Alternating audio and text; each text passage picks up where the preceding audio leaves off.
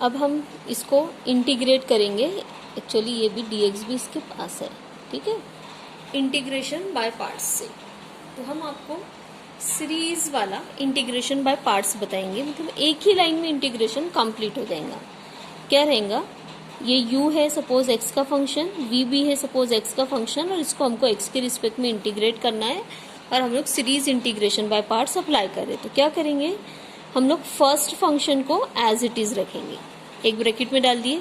अब ये जो दूसरा फंक्शन है उसका इंटीग्रेशन कर दिए। सपोज के v का इंटीग्रेशन v1 हो गया, ठीक है, उसको भी एक ब्रैकेट में डाल दिए, माइनस करेंगे। अब हम यहाँ पे दो ब्रैकेट रहेंगी। अब हम इसको नहीं देखेंगे, अब हम क्या करेंगे, इसका डिफरेंशिएशन, इसका इंटीग्रेशन, ऐसे कंटिन्यू करेंगे, और प्लस माइनस साइन कंटिन्यू करेंगे, ठीक है। बताते हम आपको, जैसे u है तो u का डिफरेंशिएशन सपोज करिए कि u डैश हो गया, और इस v1 का फिर से इंटीग्रेशन, तो v1 का इंटीग्रेशन सपोज करते हैं कि v2 हो गया है सपोज, ओके। फिर इसके बाद माइनस के बाद प्लस, अब ये u डैश है, फिर से ये ऐसा दो। तो अब इस टर्म को देखेंगे, इसका डिफरेंशिएशन, तो सपोज करिए कि इसका डिफरेंशिएशन u डबल डैश है, और इसका इंटीग्रेशन सपोज करते, इसका डिफरेंशिएशन सपोज करते हैं कि u डबल डैश है, और इसका इंटीग्रेशन सपोज करते हैं कि v3 है। तो हमने क्या किया बेटा, अभी कंप्लीट नहीं हुआ है, u v मल्टीप्लीकेशन में था, इसका इंटीग्रेशन बाय पार्ट्स कर रहे थे। तो first u as it is, और v का इंटीग्रेशन v1, ठीक है, माइनस साइन लगाए। एक्चुअली आप लोग जैसे सीख के आए वो भी एक बार हम बता देते हैं कि कैसा होता है कि फर्स्ट फंक्शन सेकेंड फंक्शन का ये इंटीग्रेशन करते हैं, माइनस इंटीग्रेशन ऑफ इसका डिफरेंशिएशन लिखते हैं, और इसका इंटीग्रेशन करते हैं, और फिर x के रिस्पेक्ट में इंटीग्रेट करना रहता है। फिर आगे ये इसी में सीरीज इंटीग्रेशन बाय पार्ट।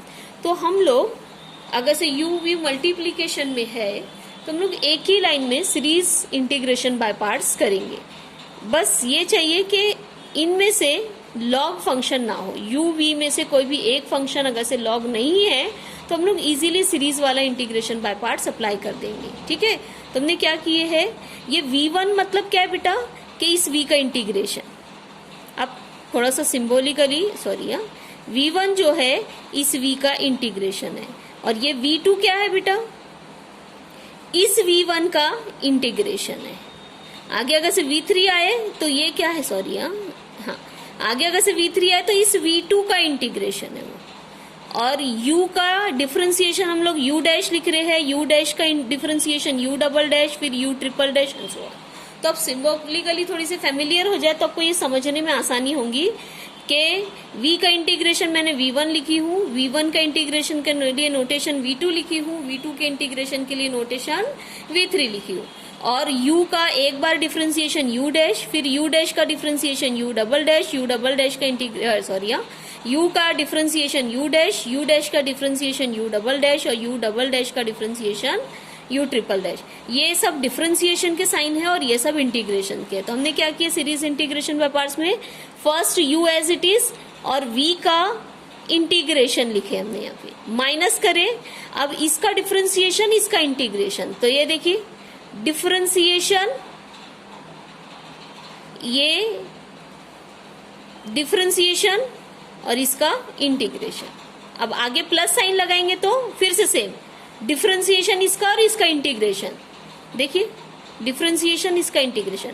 अब आपको इधर दिखेगा, आगे कंटिन्यू करना है तो आप ये देखिए प्लस साइन था, माइनस साइन, प्लस साइन था, माइनस साइन, फिर से ये दो ब्रैकेट, तो इसका डिफरेंशिएशन, इसका इंटीग्रेशन।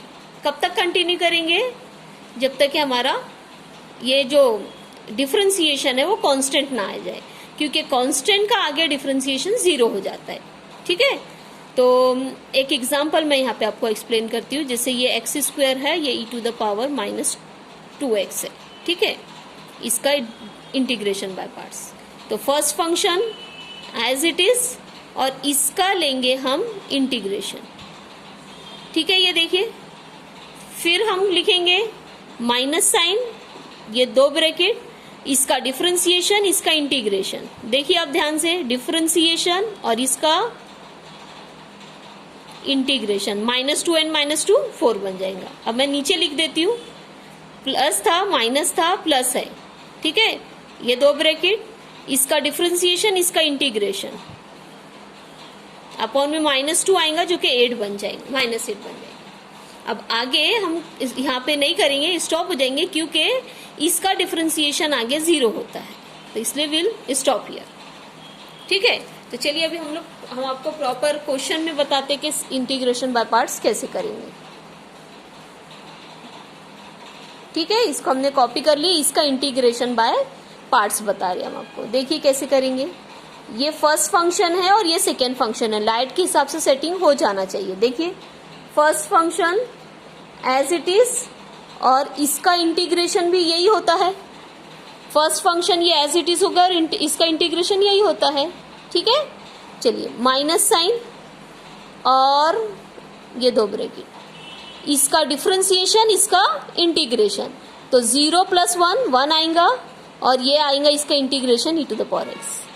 अब यहाँ पे हम लोग रुक जाएंगे क्योंकि डिफरेंशिएशन हमारा, डिफरेंशिएशन वाला जो फंक्शन है वो कांस्टेंट है और कांस्टेंट का आगे डिफरेंशिएशन होता है 0, तो हम लोग यहाँ पे रुक जाएंगे। ये अगर से डिफरेंशिएशन वाला फंक्शन अगर से हमारे को कांस्टेंट मिल जाए तो हम लोग रुक जाते हैं क्योंकि आगे इसका डिफरेंशिएशन 0 होता है, ठीक है।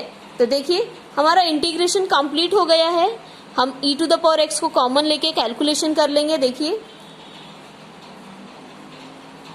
और साथ ही साथ y की c is equal to y minus x रखना है, तो हम यहाँ पे एक अपना एक ये भी कर सकते हैं कि c प्लस एक्स को y कर सकते हैं। तो ये देखिए मैं इसको लिख लेती हूँ y, ऐसा कर सकते हैं, c प्लस एक्स दिख रहा है तो y रख दीजिए। आप c की जगह पे यहाँ पे y माइनस एक्स भी रखेंगे तो देखिए y आंसर ही आएगा, plus x minus x get cancel तो y ही आएगा। तो मैंने डायरेक्टली c प्लस एक्स की जगह पे y रख दी, तो y e⁻x और ये हो गया -e⁻x। आप अगली स्टेप में इसको लिख दीजिए y - 1 e⁻x। तो ये हमारा एक फैक्टर के लिए जनरल मेथड हो गया। अभी एक फैक्टर और बचा हुआ है तो अब हम उसके लिए जनरल मेथड देखेंगे, ठीक है। चलिए देखिए क्या करना होता है, हमें इंटीग्रेट करना होता है x के रिस्पेक्ट में, और y की जगह पे क्या रखना होता है, ये देखिए आप y की जगह पे क्या रखना होता है, c - mx। तो -m कहाँ से आता है, d' का कोफिशिएंट, तो d' का कोफिशिएंट यहाँ पे -2 है, देख सकते हैं आप। तो y की जगह पे आएगा c - mx, तो ये आ जाएगा y की जगह पे आएगा c - 2x, ठीक है, और ये -1 और ये हो जाएगा e⁻x।